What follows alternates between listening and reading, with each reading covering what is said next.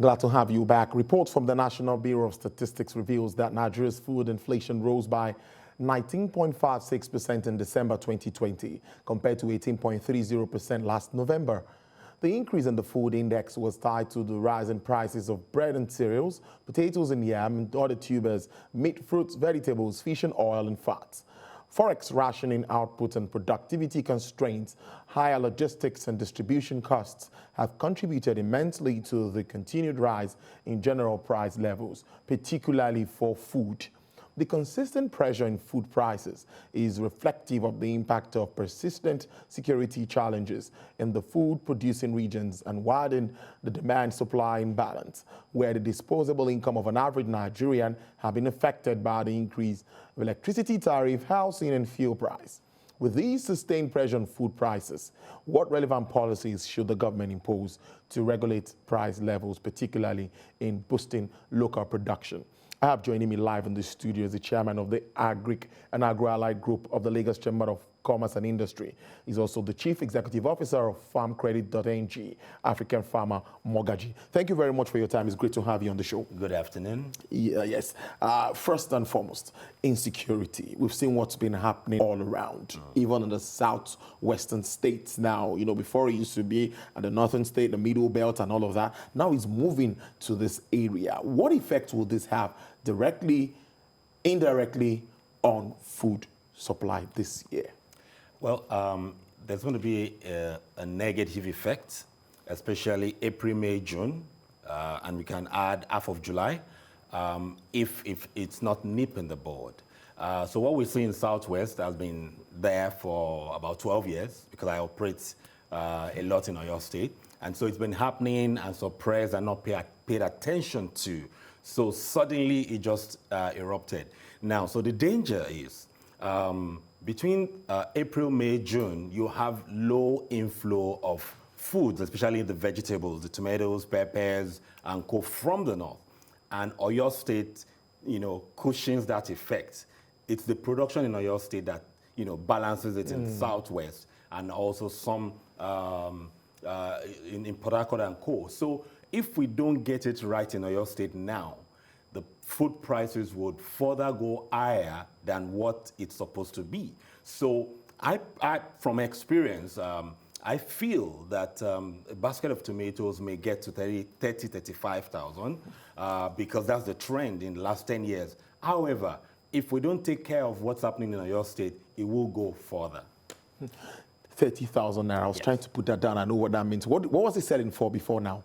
So currently it was still 2,000, 3,000. Because someone was talking about, you said even now the onions that was at the time on the high side, yes, now they're almost begging you to come pick it up at the market. Yes, and that's where I see a challenge with policies because this has been happening for 10 to 15 years.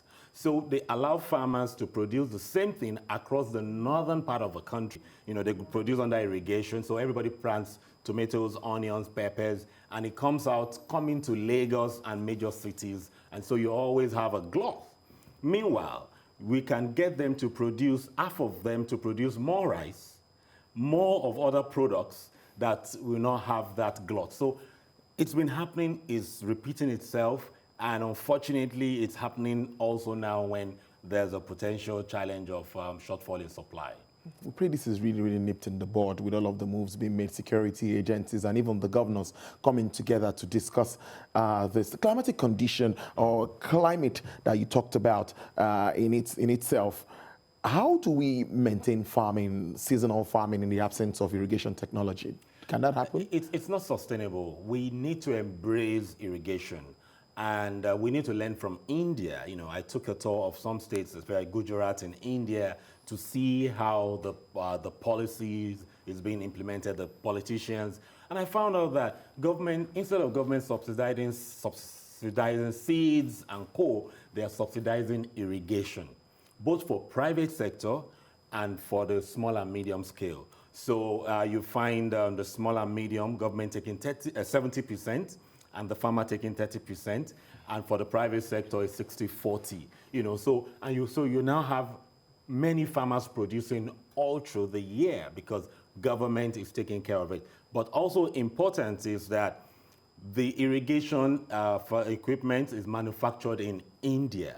So for things like drip irrigation, we can produce. We have factories that can produce, but they don't have enough demand. So if we, go into that, we would be food secure. Yes, there are predictions of huge scarcities. That is if we don't do what needs to be done. But if we empower some of this, when I mean empower, is to have agreements with them that, okay, we'll buy X amount from you. The interventions we will do now is for like irrigation, then they can scale. Many things we need, you have the manufacturers here already with the equipment, waiting for the time that the demand will be high. So, we need government to come in to say, okay, this is our focus now. We want to ensure food security, irrigation is crucial, and we'll get the job done. So when we say government coming in, you see, I want to get something clear here. Yeah. We've seen a lot of support from the central bank. I think that's on the monetary side, Yes. Coming up with a lot of policies. And we also get analysts to come here and they tell us that so number millions of farmers have benefited from the Anchor Borrower Scheme and other schemes, from the CBN. So with all of this, where is the federal government supposed to come in? What more policies do we need? Because I think we need deliberate, policies concentrated on the agricultural sector for us to be able to get to where we want to be.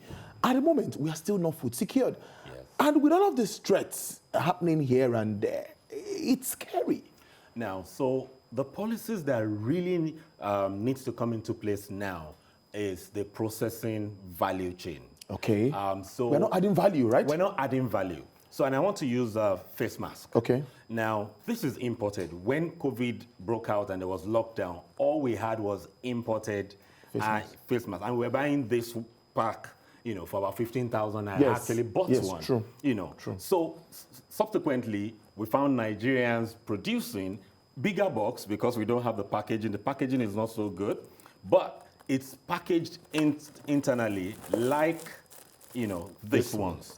Now, however, it's almost the same. So you can buy 6, 7, 8, 9. But the current people producing this face mask are producing 6 in a pack, 12 in a pack. And so in this kind of box, you would have like 5, 6 packs, which now enables people to be able to sell. More people can afford it and do business with it. So most of the policies we embrace in the Nigerian agri sector is copy and paste from Europe and US and Brazil.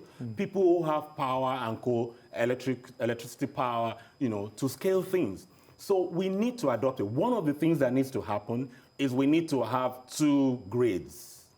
We need to have grade A, which meets global standard.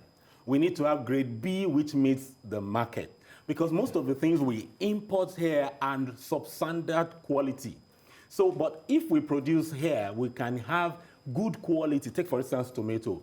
A chunk of the tomato imported to the country is soybean or cassava starch, about 20 to 30% of tomatoes.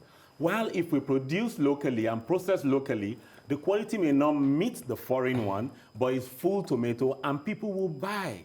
So we need to have the Nigerian standard, which is also quality. Maybe shelf life instead of 2 years will be 1 year. But when we begin to add value at small levels, then we'll raise more people, we'll get more people creating jobs.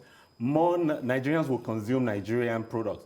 Like, also, I decided to wear native today. I'm sure you know I have some good suits. I was also thinking about it. I need to get to a point where we also wear Ankara suits, this right? This is what needs to happen in China, in India. We need to begin to wear more, make it more official. But it's a mindset thing. You see, Nigerians, we are.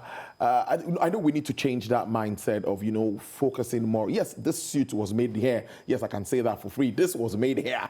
Maybe the material was imported. I don't know. But it was made here. But you see, we really don't want to go for that grade B sometimes. So I think we need to standardize. The DJ of Standards Organization of Nigeria was here yesterday, right, seated here, and we talked about this. I think we also, our manufacturers, our producers, production people, should also try to meet standards that are comparable, that at least to be almost at par. They are meeting, especially the youths of today, they are putting equipment together, it meets standard, but the requirements, if you go to Gujarat, I was there for 3 weeks, funded by myself. A very small place with standard equipment is not the size. In Nigeria, it's the size of the room. 2-3 bedroom to get NAFDAC certification. If you go to India, it is half of that size, but the equipments are small. The product is standard. So it allows entrepreneurs to grow. That is what we need. The products are standardized to any level. It's just that the requirement is too big.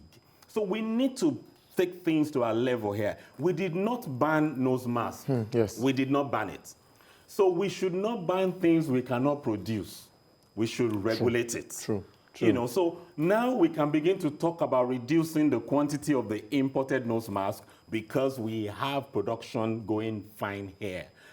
In agri sector, as far as this country is concerned, over the years, we just, place restrictions without anybody filling that gap. So we need practical things. We need to know. Smuggle, sharp practices now coming. Because the real people, the ABBA products that we don't buy, they can make the standard. It's just there's no demand for it. So policies like no foreign rice in any state house, no foreign house in any rice in any local government. And let's reach out to the multinationals to say, hey, buy into this. The people who use like cassava, who use like wheat, we should be talking to the wheat processors that, okay, policies come to say, oh, we restrict access to foreign forex for wheat now. We should be saying, hey, we want to invest in cassava because we're #1 in the world, and so we need about 150 billion. Can all of you give us the 150 billion for cassava so we use for other things? They will gladly fund that. So we need to negotiate. We need to talk to them. That's business. So unlike just pushing, policies. Yeah, so pushing, hard. So it should not be hard. But we need to appeal and negotiate. Until we begin to appeal and negotiate, we won't create jobs. The youths are hungry to create jobs. We have more entrepreneurial youths in the history of Nigeria now who are thriving, trying to do things, but we just need to get policies that is practical and spend more money on M&E, monitoring and evaluation, as against intervention. Back to insecurity as we almost round up this discussion. It's always interesting talking to you. I don't know how time flies every time. I'm looking at how farmers, when people see you anytime you're in suit and all of that, they don't know that, yes, this man is a... Anyway, they know you are.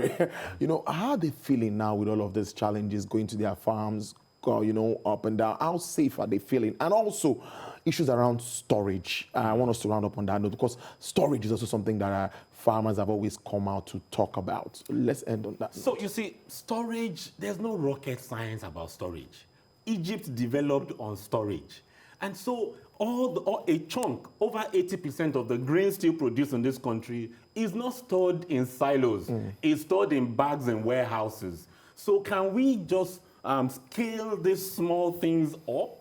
The silos require electricity. We don't have it. Yes. So we should just scale what we have in small and medium scale and not just copy and paste. Most of the things we do here is copy from Europe, from US of 200 years of democracy and just copy and paste here. So we need to just adopt and adapt to the Nigerian environment, and we'll be good. We have issues ahead of us, food security looming in the eyes, but... Issues of safety? Safety. You see, even with safety, these places have not been safe for years, but there's a way we maneuver. It's not as really bad as it's painted.